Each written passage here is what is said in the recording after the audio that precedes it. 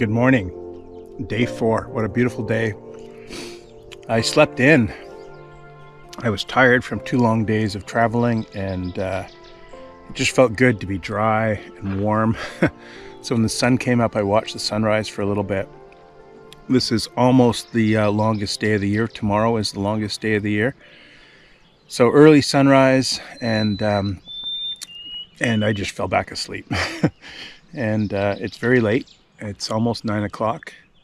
I'm finishing up a bagel with some cream cheese, and that's gonna be my breakfast, and I'm gonna head out as quickly as I can now.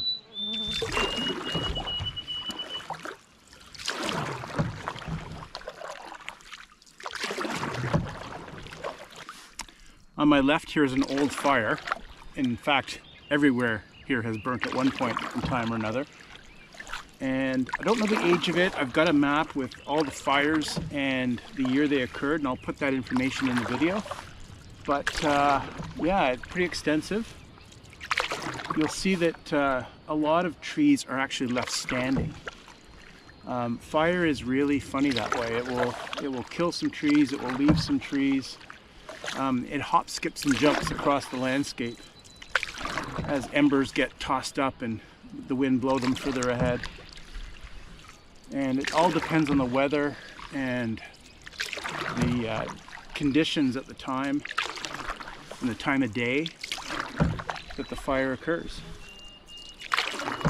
There's a little patch here that isn't burnt at all.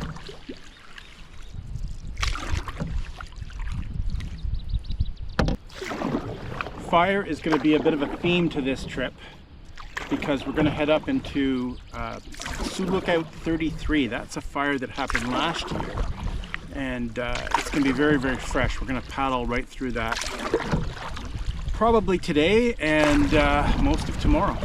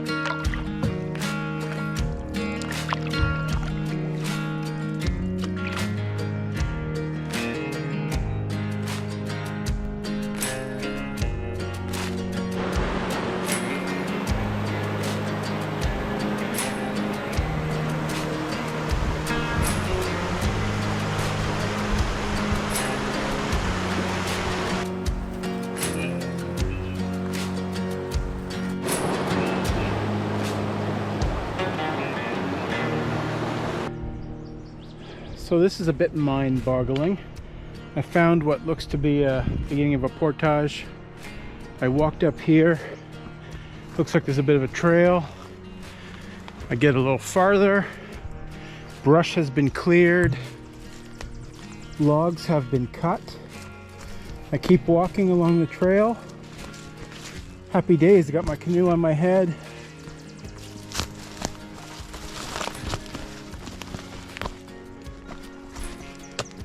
Still on what looks to be a trail, and then it just disappears. I've walked all over here and nothing. So quite disappointing. I unloaded the boat and everything. Usually that's enough sign, and you go further and there's more trail to follow. Nothing here, just nothing. Why would someone do that? Maybe they thought they were at the portage. Maybe it's down further, I don't know. Okay, gonna load all my stuff and get back in the boat. So I learned from my trip in St. Raphael, where a lot of portages were poorly marked, and I brought a roll of flagging tape, and I decided, hey, if it's gonna save somebody else some effort, I will mark the portage.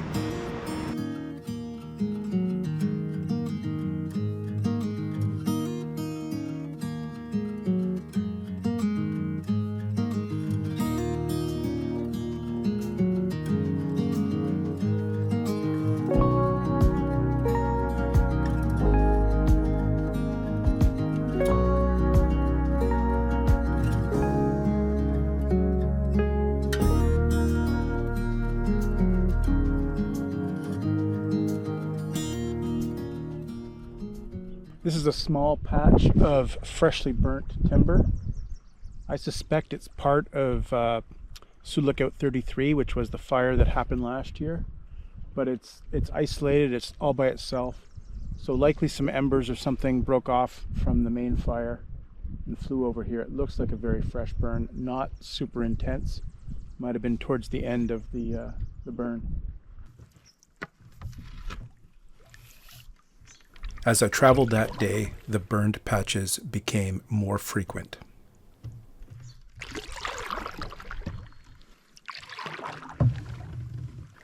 The burned patches became more frequent and they got larger until the point where it was clear that I was completely surrounded by last year's fire.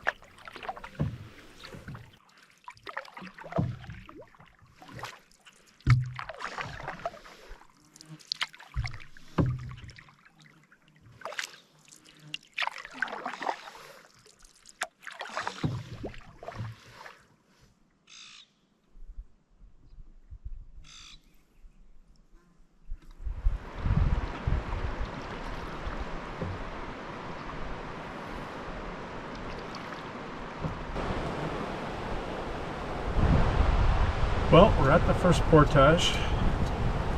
Another rough one. When the fire goes through, it kills a lot of trees, obviously, and a lot of them fall down.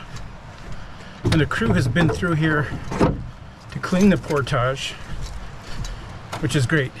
Otherwise, this would be a real slog. The trail crew was here about 2 weeks before my trip.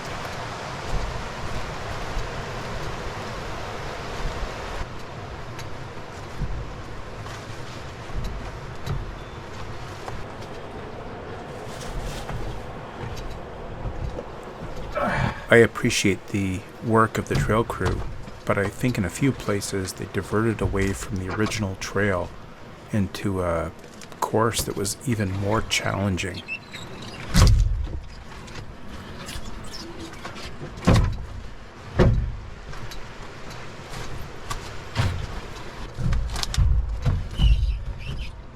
I can barely get the boat through. There we go. So I think this is the old trail here. And I think what I just did was sort of new modified, because this is still green.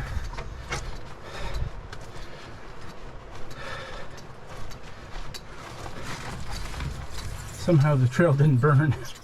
Everything else did.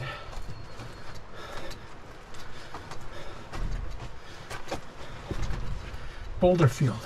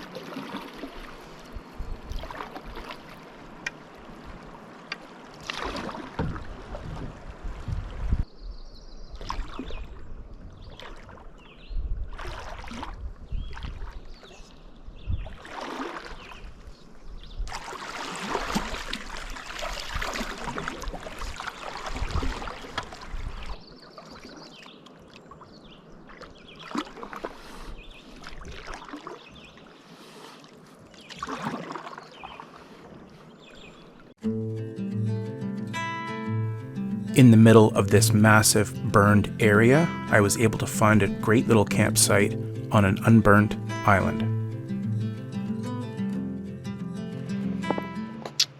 That looks pretty weird with a tent right behind me like that. This is not another Wes Anderson bit.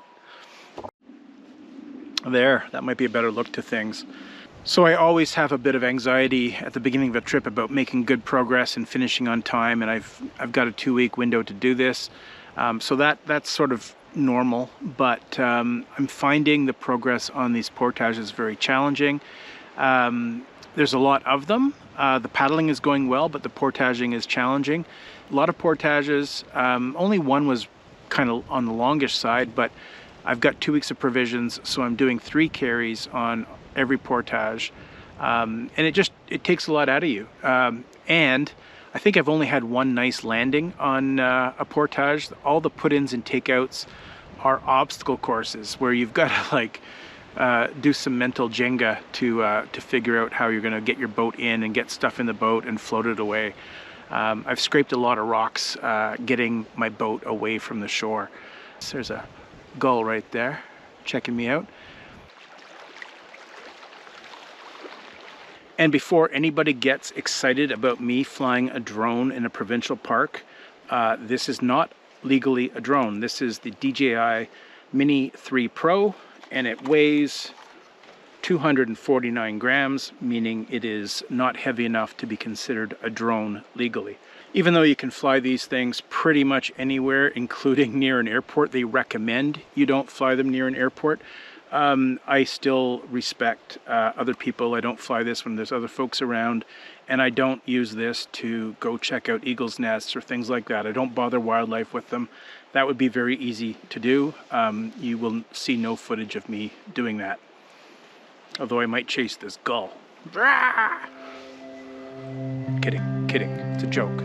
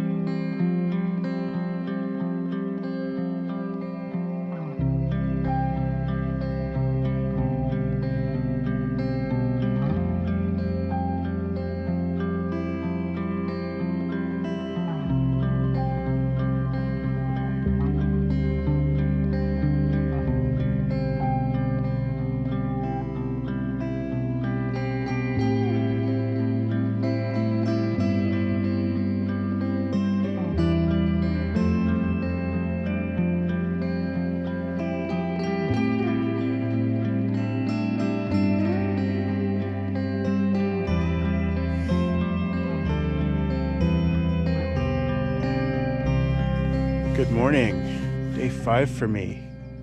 Today is the longest day of the year, National Indigenous Day, and there is the sunrise.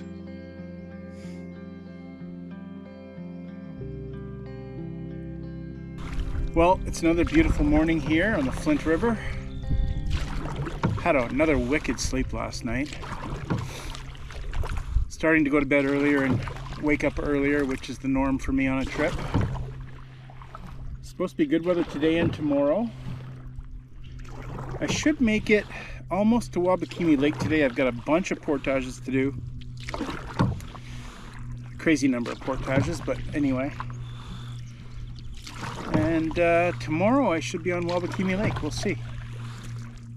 Today we'll spend in this burn named Sioux Lookout 33.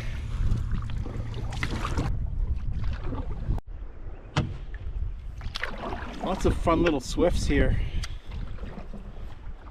I'm a swifty today.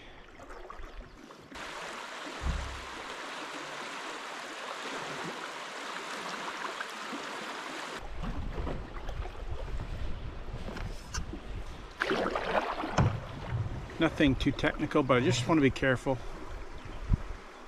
I am in the middle of nowhere. If I tip or anything.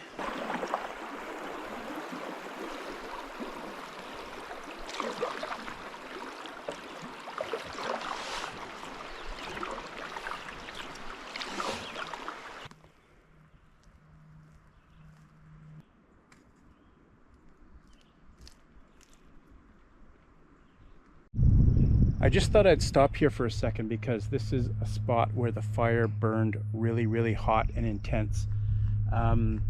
There's different types of fires. One of them is a surface fire, probably the most common, where the fire rolls along the ground and burns the trees and burns the undergrowth, and it burns up the stems of the trees, but not all the way up. Sometimes it kills them, sometimes the trees survive.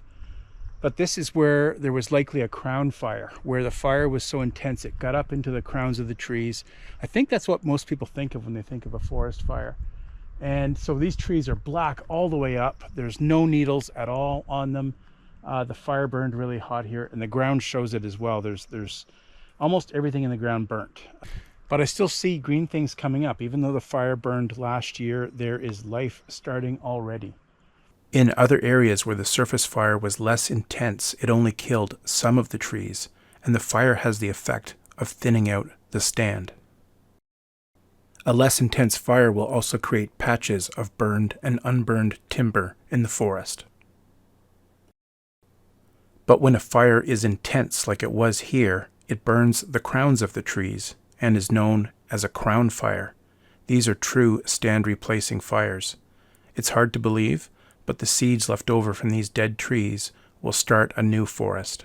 And if you look around at the base of the trees, you're going to find that piles of sawdust are starting to form.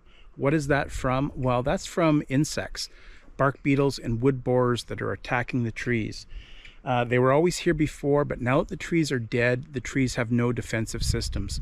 When the tree's alive and healthy, an insect might attack the bark, and it's going to be met with a bunch of pitch or resin that oozes out of the tree, and it slows down their progress. And but now that the trees are dead, they're having a field day. They're attacking all these trees. The population is going to explode if it hasn't already, and that's what the woodpeckers are queuing in on. There are some species of woodpecker that queue in on fresh burns like this, and they rely on these areas to feed. The chirping you are hearing is from black-backed woodpeckers. They are found right across the boreal forest, but they are one of the species that specialize in freshly burned areas. It's unknown how they find burnt areas, but soon after a forest fire, they show up. They'll thrive on the wood-boring insects here for 5 to 8 years before finding another suitably burnt area. Blackback woodpeckers excavate new cavities every time they nest, and over time other secondary cavity nesters like chickadees, nuthatches, and owls will use the site.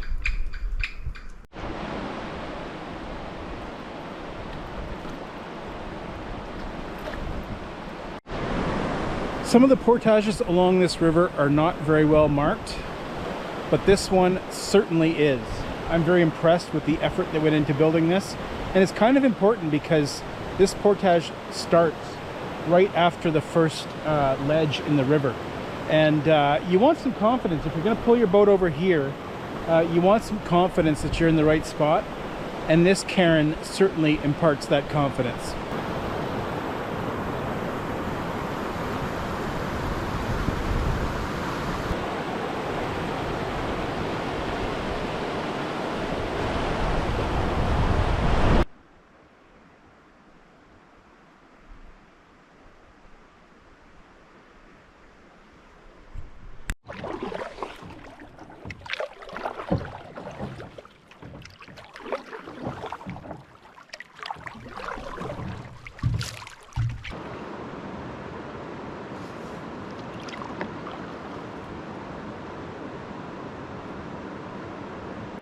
All right, so this is a sort of new piece of gear. I bought this a few years ago. They were scarce during COVID, and then when they became available, I grabbed one. I think I was intending to do some camping with the kids or something, I don't know. But I bought this Eureka Bug Zone and haven't used it for a couple years, and thought, hey, I'm going to Wabakimi in June. It could be buggy. Let's bring it along. It's kind of bulky, not too heavy, but it's kind of bulky. I don't know if it's worth it or not, but I'm camped kind of near a swamp, and I thought tonight I will deploy it and see how it goes. I am in the zone. I am in the bug zone, and I'm feeling good. This site is a little bit buggy, and you know, I could deal with it, but it's much nicer to crawl into this space and be free of bugs. So I don't know if this is worth it. Not too heavy, but it is bulky. You know, there's room in here for 2 or 3 people, so on a group trip this makes a lot of sense. It's a little bit warm in here. It's giving me a bit of shade, but it's also creating some heat, and it's holding the heat. But fortunately I can take off my outer shirt and just be comfortable. So yeah, this is a nice spot. Give it some more thought before I decide to bring it on another long trip. But right here, right now, it's good.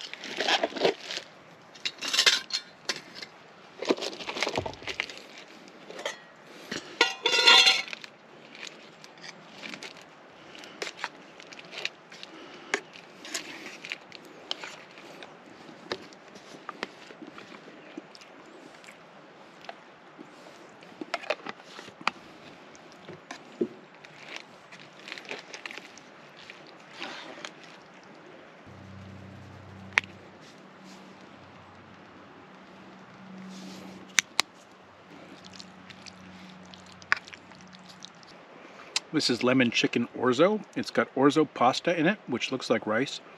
It's got chicken that's been heavily flavored with lemon.